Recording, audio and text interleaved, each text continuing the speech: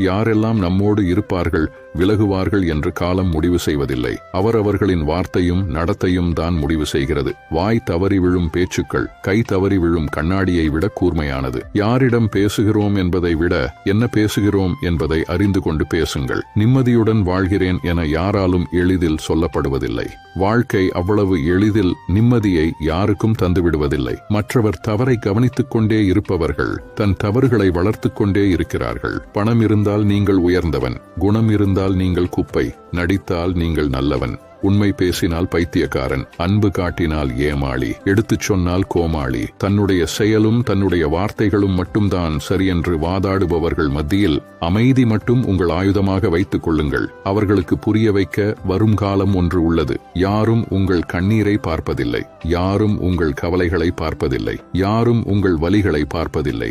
ஆனால் எல்லோரும் உங்கள் தவறை மட்டும் பார்ப்பார்கள். நிலவை தூரத்தில் இருந்து ரசிப்பதைப் போல சில உறவுகளையும் தூரத்திலிருந்து ரசிக்க கற்றுக்கொள்ள வேண்டும். சில வலிகள் இல்லாமல் இருக்கலாம். மனிதனும் வாழை மரமும் ஒன்றுதான். தேவைப்படும் வரை வைத்திருப்பார்கள், தேவை முடிந்தவுடன் வெட்டி வீசி விடுவார்கள்.